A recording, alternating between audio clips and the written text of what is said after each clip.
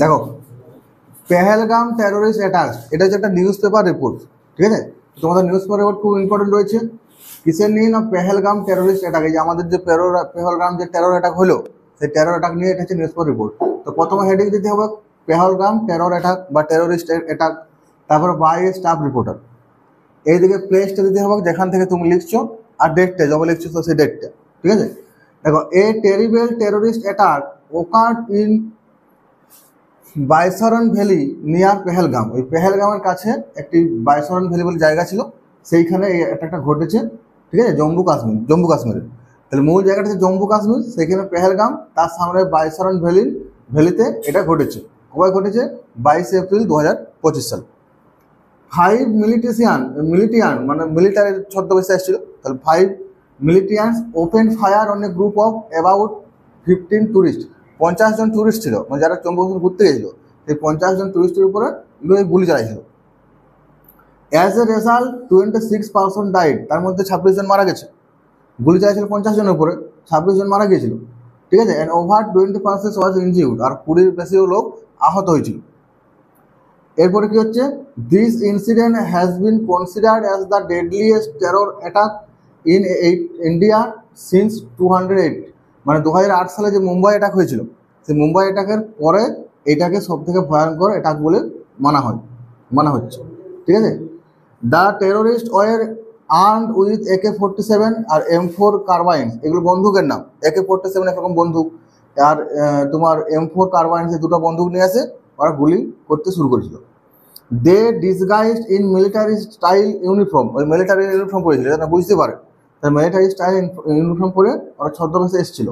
They emerge from the dense pine forest, ওখানে একটা pine জঙ্গল ছিল, সেই পাইন জঙ্গলে দেখতে এসেছিল, ওখানে লুকাই ছিল, দেখতে এসেছিল।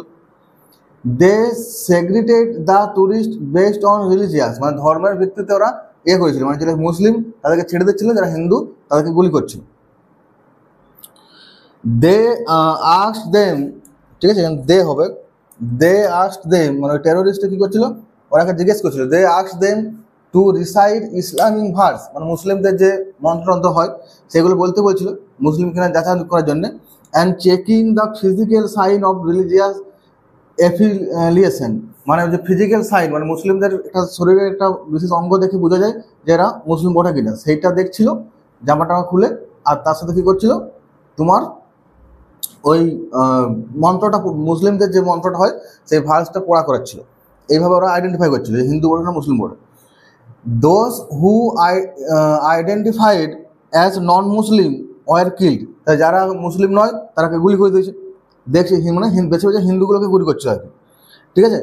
Among 26 victims were 25 Indian and a Nepalis, এই যে 26 জন মারা গেছিলো তার মধ্যে 25 জন ছিল ভারতীয় আর একজন Nepali. A local pony operator who attempted to protect the tourist was shot dead.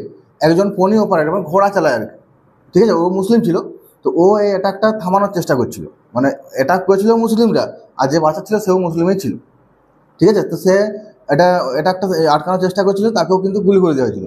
ওই যে পনি অপারেটর যে ছিল, ও চেষ্টা করেছিল আটকানোর, who attempted to protect the tourist was shot dead, তাকে ওখানে গুলি করে দিয়েছিল। আনফর্চুনেটলি কিউআরটিটা হচ্ছে কুইক রেস্কিউ টিম, ওটাকে শর্টে বলে কিউআরটি, মানে যারা দ্রুত উদ্ধার করছে, মানে বিভিন্ন আর্মি টাইপের দলগুলোকে কিউআরটি বলা হয়। তো ওরা আসতে দেরি করেছিল। Reach the spot after an hour, মানে যখন শুরু হয় আক্রমণ করা তার 1 ঘন্টা পরে আসে ওই আর্মি বা সৈন্য দল পৌঁছাইছিল, উদ্ধারকারীর দল, ঠিক আছে? তাহলে 1 ঘন্টা পরে এসেছিলো, ওই যে an hour of the mischief, তাহলে এই যে এই মিসচিফ মানে এই হত্যাটা হওয়ার পরে ওরা কিন্তু 1 ঘন্টা পরে এসেছিল।